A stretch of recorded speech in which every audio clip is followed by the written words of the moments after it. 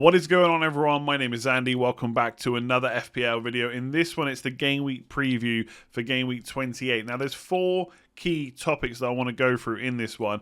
Bruno Fernandes. Should we be buying him back? Was it a mistake to sell him? Looking at Chelsea options as well. Lots of people are asking. They've got good fixtures coming up, but obviously there's a bit of rotation worry there. So which players are kind of nailed on to start, still worth buying and stuff like that. We're going to look at Game Week 31 fixture swings. So I keep mentioning there's fixture swings coming. That's when you should probably wildcard. But what actually are those fixture swings? How important are they? And also Game Week 29, looking at how many players is enough, which a lot of people have asked. But also looking at specific players. Are they worth bringing in and stuff like that as well? So lots to go through. Please do give the video a like if you enjoy it. Hit subscribe if you're new around here as well. We're trying to get to 150,000 subscribers by the end of the season. It can be done. Just hit that subscribe button if you haven't already. And let's jump into the first topic. Okay, so let's look at Chelsea players first of all. I think looking at the fixtures, it's a sea of green in terms of fixture difficulty, and I can see why people want them, right? Leeds away is always a good fixture to attack from an attacking point of view, not necessarily defensive.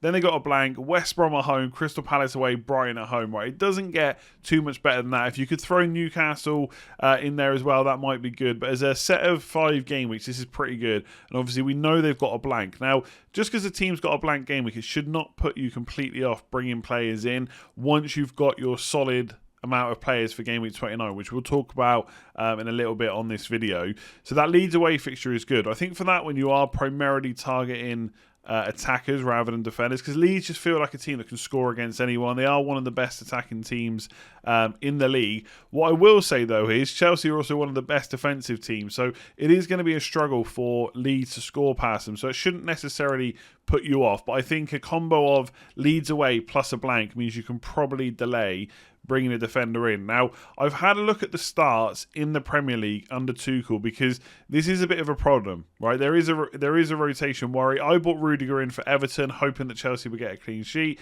They got the clean sheet. He didn't play. Hopefully, that's just a rest. But what I've got on screen is starts in the Premier League. Now, obviously, Chelsea are a team with Champions League fixtures as well. Now, that doesn't help us if players start in there, but if I include that as well, it might give us a bit more of an indication of who's important to Tuchel. Now, obviously, around Champions League games, that becomes a problem, right, if they're not playing. But someone like Alonso, for example, 5 out of 9 starts. But when you look at his total minutes over since Game Week 20 when Tuchel's come in, his minutes are actually pretty good. They're not too low down. And obviously, one of those games he didn't start in was the first game that he was there, which was Game Week 20. And he hadn't had very long at the club. I think it was like an afternoon or something. He kind of signed the contract, and then the game was that night. And I think it was probably just easy to throw Chilwell in. He even said that he didn't have much time with the squad. So I wouldn't necessarily put that down for an extra start for Alonso, because Chilwell has played in some important games, like the Man United game recently. I think Chilwell played in that one. But Alonso is just so good. He's so good. If you had a bench where you could cope with him not playing, and maybe even if you wanted to double up, right, those fixtures are so good from a defensive point of view after Game Week 29. I don't think a double up is out of the question. I am looking at it myself. And if you want to take a bit of a risk, Alonso is the one to go for. He's ridiculously attacking. If he started every single game, he'd be in my team, right, straight away. He'd be one of the first players on my team sheet, I think, if I could guarantee 90 minutes from him every week. So there is a bit of a rotation worry there, but there's also some potentially really good points to be gained. If you want to go a bit safer, Azpilicueta has started pretty much every single minute under him. 9 out of 9 starts in the league. I think he's 5.7 million, so he's not cheap, but he does offer some attacking threat, right? He plays in a back 3, but he is one of the centre-backs that tends to get forward. He does have a pretty good cross in him as well. Not that Giroud is always playing, but there's other players in that team as well that can get on the end of those crosses. And I think if you're looking for a guaranteed defender that's going to start, and I do think defender transfers aren't something we should constantly keep looking at, and I think from now until the end of the season, holding the Chelsea defender is probably not a bad thing to do. He's the one to go for, right? He looks like he's guaranteed to start. I mean, I would never sit here and say it's 100% guaranteed, But from what we've seen so far, 9 out of 9 starts. We haven't got anything else to go on. Rudiger missed the last game. Frustrating for me and anyone that bought him in last week. But hopefully going forward, he will continue to maintain his place. Obviously, Christensen's been doing really well. Thiago Silva's potentially got to come back. We saw Zuma get minutes against Everton. So he's not afraid to rotate these players. But for 4.6 million... perhaps he's worth holding on to and just hoping that he plays the majority of games. I think whoever you buy, there's always going to be some worry. Mendy, I would look strongly at, right? A lot of people are still buying Martinez, and I get it. He plays in Game Week 29. It's frustrating when everyone gets his points every week if you don't own. And they've got a double game week to come, which will hopefully be early in the 30s. I don't know exactly when it will be. But if it was like Game Week 30, that would be perfect. But for the run-in, I think Mendy's a much better option. He looks pretty much guaranteed to start. He has missed one game when Kepa come in, but I think he is going to start more often than not. And for those fixtures, they're much better than Aston Villa's fixtures. Villa have got a good game in 30. They got a good game in Game Week 33 against West Brom. Outside of that, it's pretty poor all round. And I'm not saying you should rush out to sell Martinez, but long term, if you're buying a goalkeeper now and you've already got someone for Game Week 29, you could strongly look at Mendy. In terms of attackers, we'll quickly touch on that because we talked a lot about defenders. Mount and Werner have both started 7 times in the league. The thing for me, right, I like Mason Mount as a player. Right, he's really grown on me. I think I was actually quite slow to realise just how good he is. But as an FPL option, I don't really fancy him that much. I don't think he's a huge goal threat. He does create quite a few chances because he's on some set pieces, but in terms of his expected assists and stuff like that, they're not that high. He is a good price, but I feel like there's possibly better options around that price than him, like Rafinha, for example. If you want to target the fixtures, you want to go for a cheap midfielder, he's not a bad option. But for me, I think if I was going to go for someone, it would be Werner. But he is still going through this kind of, do we call it a crisis yet? Probably not. But he's still going through this phase of just not scoring enough of the chances that he gets. Against those teams, and especially against Leeds, I feel like he's ideal for the way Leeds play, right? There's going to be chances for Chelsea to counter. You could go for him. The only caveat I will put on that, the fixtures are good, but Chelsea are looking, at least right now, to remain steady and solid and hard to break down. They're not scoring a huge amount of goals. So don't force yourself into having to bring in a player just because they got good fixtures. Obviously, we want to target players that have good fixtures, but if you're not sure on an attacker, you don't have to go for it. There are other players as well. Defender, for me, is where the key players are for Chelsea right now with the fixtures, the amount they're starting, how good defensive they are. And I don't think a double up or maybe even a triple up is completely out of the question. Okay, so how many blank Game Week 29 players is enough? That question keeps constantly coming up. I'm sure it's going to come up next week as well, but I don't want to keep going over it. But in this, I wanted to talk a little bit more about players that people might be targeting. Now, the difference between players in white and players in green, the green ones are players that I see that are heavily owned, that I think will start being bought more, right? Because you can look at overall ownership, but really the top 100k, top 10k, that's what matters, right? That's where people are buying. So if only 50,000 people are buying a player, but they're all in the top 100k, that's a lot of people, right? So they're players that are either already heavily owned, I think people are going to buy, or just, generally going to be prominent and part of the template that I see on Twitter, right? If I went now and tweeted out, who have you got for Gaming 29? I feel like most of the replies would be players in green. It's not to say the white players are bad, right? The players that have got the white text, not bad at all. And some people might have them and they're not bad options whatsoever. But I don't think they're going to be as popular. And obviously Grealish is currently injured. I think if he wasn't, a few people would buy him in, but it's probably a bit late for there to be a massive spree on transfers in. So if you look at this, right, I think Dallas, Rafinha, Bamford, lots of people have got that. That's templates. That's 3 players. Then you've got a Brighton defender. I think a lot of people have got like Dunk or White or Burn or maybe even going to buy Veltman now. So that's 4. And then you've got Martinez 5, Watkins 6, and then 2, possibly 3 from Spurs is kind of 8 or 9. Now, the reason I haven't also included Lingard and Antonio is because there's only a certain amount of spots, right? You can only have 3 strikers. So Kane, Watkins, Antonio and Bamford are all on this list. You can only have 3 of them. So I think most people are going to have 8 to 9, but there will be some people that have 10 or 11, right? Maybe they've carried Areola through this. Maybe they've got a West Ham defender. Like I sold Sofal a while back. I can't remember the exact move I made now, but after a week or so of making that move, I suddenly realised I should have gone a different route and was able to hold him in my squad basically up until this point. So I could have had an extra player. So you think the West Ham defenders are quite highly owned, but I checked the top 10k, and I think Cresswell was the highest at like 14%. So not actually that high. I just think a lot of people are buying Lingard right now, and a few people might switch to Antonio. But again, if you don't already own Antonio, he plays Man United this week and then Arsenal in 29. So I don't think too many more people are going to look to buy. I actually think maybe differential in Maja, if people have got a spare striker slot, they might go there, they might go for Watkins or whoever it might be, right? So I think 8 to 9. In terms of other options, like I've put Newcastle, no one. It's not to say that if you own a player, that's a crazy decision, but I don't think anyone's actively looking to buy Newcastle players right now, and I don't think they really should. No one, I don't think, is looking to buy Brighton attackers. And for Fulham, Areola looks good, but again, I don't know how long term you'd want to buy him or look to buy him for if you don't already own. Same with Lookman, same with Maja. So for me, the only other players kind of in white that I'd be looking to buy are maybe Arsenal, but I'm still a little bit worried about rotation around the Europa League, even though Aubameyang looks good. Reguilon is an option versus Bale. I just know right now if anyone's choosing between the two, they're choosing Bale, right? He's in such good goal scoring form. That's why people are going to look to buy him. So for me, it's 8 to 9 players. I'm not really considering anyone else. You've obviously got to think about the long term as well. I think Spurs players are good long term. Leeds, for example, I'll be looking to possibly come off a couple of Leeds players in the run up to the end of the season because their fixtures aren't too kind. West Ham's are, like, if you look at the overall picture from now until the end of the season, West Ham's fixtures are fairly good, but most of the really good ones are towards the back end, like from game week, I think it's like 32 or 33 onwards. So you don't necessarily need to kind of completely jump on now. But I do think their defence is so good, they're worth a look, right? I spoke about Cresswell. Since Dawson has come into the side, I think it was game week 16, he has averaged 5.5 points per game, which is crazy for a £4.5 million defender. So far is like 3.9 or something like that, and Cresswell is over 6. So since game week 16, Cresswell has averaged over 6 points a game.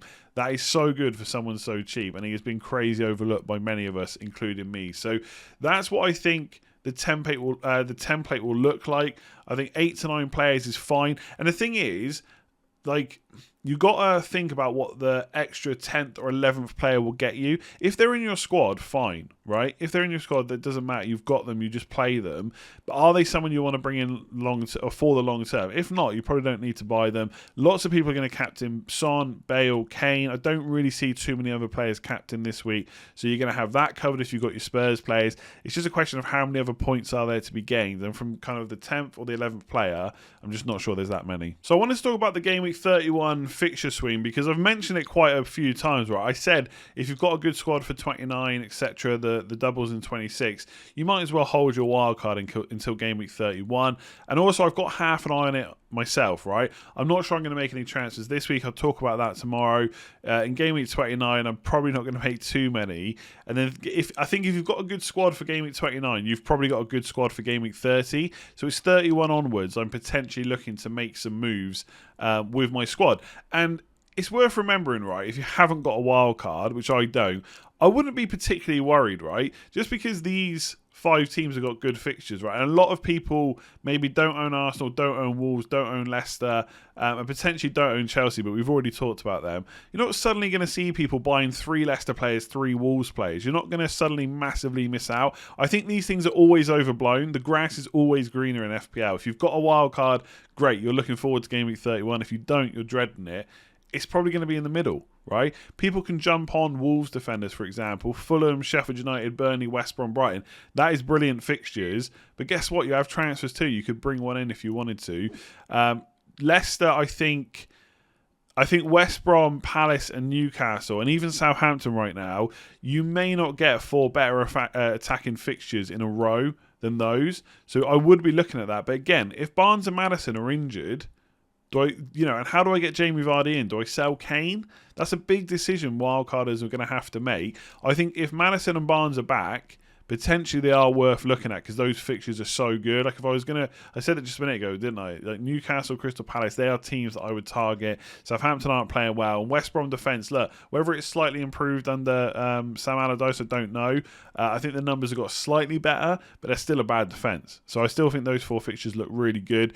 But again, you maybe don't have to worry about that until Game Week 32 because they play West Ham away in 31. And yeah, with Wolves, I think the only cheap player that I might look at, like attacker, is Neto. And again, he has to take a midfield slot. So is he taking Gundogan's slot? Is he taking Fernandes? Is it Salah? You know, it's easy to say he's got good fixtures. I want to look at him, but whose place is he taking, right? Is there a slot for him? So I don't think there's anything to panic about, but it is worth thinking about, right? If you want kind of 2 or 3 players from these teams over these game weeks, how quickly are you going to get them in? Who's going to go? And where are you going to get the spare transfers from? At some point, maybe you need to roll if you haven't got a wild card. So just to quickly go through all the teams, Arsenal, I think Saka and Aubameyang are where I'd look at. Maybe Leno. If you wanted to go for a goalkeeper different to Mendy, different to Martinez, you could go for Leno. Wolves, I think, looking at a defender there like Saiss or Cody. Even Cody has scored a goal now, right? He's going up for corners.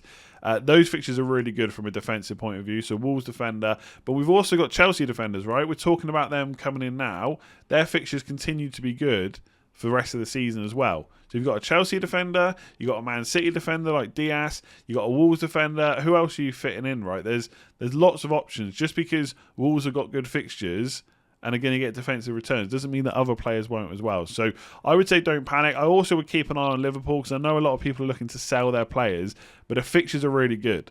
Okay, I know they're not performing well, but Villa, Leeds, Newcastle, Southampton, that's so good. Surely Salah, Jota are good options, right? So the reason I talked about this is because I've mentioned the Game Week 31 fixture swings quite a bit, but I haven't talked about exactly who the teams are playing and which teams have these fixture swings. I think right now there will be a bit of a switch in the template, but not as big as people expect, because there'll be a lot of players that are good now that will continue to be in our teams. How many people are going to drop Kane and Son when they've still got good fixtures, double game week to come and stuff like that? You know, they play Leeds, I think, in game week 34 as well. This is a long time ahead, but this is what wildcarders will be thinking about. So plenty of options. For me, it's potentially a Leicester attacker, maybe a defender as well. Wolves defender for sure. Maybe Neto if there's a space. I still fancy Liverpool to get something over this run. Chelsea we talked about. And Arsenal, I think it depends on how far they get in the Europa League, when those fixtures come, and how much rotation there continues to be. So there's a lot of Bruno Fernandes sellers out there with a lot of regret this week, right? Obviously, depending on who you brought in, they probably didn't outscore Fernandes with his 10 points. I made the transfer too. And people are asking whether they should reverse it. And a lot of the transfer talk that I've seen is to do Salah to Fernandes, right? Because Fernandes got 10 points, Salah blanked again, Liverpool not looking good. So do you reverse that transfer? For me, without going into that specifically too much, it's going to depend on your long-term thoughts on the player. Like, is Salah against Wolves away that much worse than Bruno Fernandes at home to West Ham at home? Possibly not, but people are always swayed by recent results. So because Fernandes scored a penalty and Salah didn't get a penalty, people are looking to make that move, right? And I think that's a key thing to say. I've talked a lot about penalties this year, and I know Man United do get a lot of penalties. We've seen that this year. But I think we maybe put too much emphasis on whether we've made a mistake or not based on them, right? In another game where you play those fixtures again, Bruno Fernandes doesn't get a penalty, Salah does, he slots it home. Does that make him a better option just because he happened to get a penalty in that game? Absolutely not, right? And I think that's the key question to ask yourself if you want to reverse this and get him back in. Was it a mistake? And I definitely think you shouldn't get into the trap that if you've made a mistake, you shouldn't rectify it. Because sometimes you make a transfer, you realise it wasn't the right choice, and then you kind of double down. Well, I'm not going to get him back. I'm going to prove to everyone that I was right. And that's not the way to go about it. If you look at these fixtures, West Ham at home, blank, Brighton at home, Spurs away, right? Do you think they're generally good fixtures? If you do, and especially if you want to captain him in any of those, especially if it's West Ham at home, then yeah, get him back in. If you look at them and think, well, I thought they were bad before, I still think they're bad. Okay, he got a penalty, but he didn't do much else in that Manchester City game. In terms of an attacking threat, like he was good in the game, really good performance from Man United. But in terms of attacking potential, he didn't. I think he had one shot, one chance created. So for me, the logic was there to make the sale. I know plenty of people, right, and it's not hindsight talking. I know you all said before that selling him was a mistake. But I don't think anyone necessarily said, well, they're going to get a penalty in the first minute. Jesus is going to try and make up for giving the ball away and hack down Martial, right? So it's just the way the game turned out. I don't think it was a mistake. You have to go back and look at the fixtures and decide if it was a bad move or not. I think the one thing that's making it really tricky this week to kind of stick with the decision, and it's something I mentioned on stream before I sold him, is Well, now he's got West Ham at home, and I've put it as an orange fixture because it is difficult. Their defence is quite good, but I think people are struggling with captaincy. Kane, etc. have got Arsenal. Man City have got Fulham, and I think a lot of people are going to be put off depending on what the team sheets say tonight. This video will go out before the team sheets are out, and so it's difficult to find a captain. And I think once it's difficult, if Man United don't have a super tough fixture like Chelsea or Man City, everyone defaults to Fernandes, and I think he is going to be over 100% owned. So it is kind of doubling down now. If you don't get him back, that you're betting against everyone else, not only who own him, but who are now going to captain him as well. So I don't think you should. It's the wrong thing to say, but I don't think you should think less of yourself if you want to get Bruno Fernandes back in. For me, I'm probably not going to do it because I'd have to sell Salah, and I think in isolation, 1 week shootout, Salah versus Wolves away, Bruno Fernandes versus West Ham at home, I don't think there's much in it. I'd rather save that transfer. Then they both blank in 29 anyway, and then maybe from 30 onwards I look at it. Maybe it's De Bruyne that I sell, I don't know. So I won't be doing it. And I don't think it's, but I also don't think it's a mistake if you want to bring him back in. But you have to go back and look at your original thoughts. Why did you do it? And what's changed apart from the fact he scored a penalty? So there we go. That is it for this one. Thank you for watching. If it's been helpful, give it a like and hit subscribe if you're new around here. Let me know in the comments below what you disagree with. I know there'll be a lot out there. You can tell me Fernandes was a mistake. I fully get it. It was literally a mistake. Unless Kevin De Bruyne gets a hat-trick tonight, and then maybe I'll be the last one laughing. But I doubt it, right? So let me know in the comments below. And lastly, if you haven't already signed up for Patreon, link in the description below. Loads of perks and benefits over there. If you want to sign up, loads of people already have. I think we're over 250 members at this point. There's Slack access, WhatsApp access, depending on what tier you sign up to. So thank you very much to everybody that's already signed up. I will have team selection tomorrow, captain on Friday, deadline stream as well on Friday, where I'll reveal what transfers I've made, if I make any at all, but I'll talk about them in tomorrow's team selection video. Thank you for watching, have a good day, and I'll see you soon.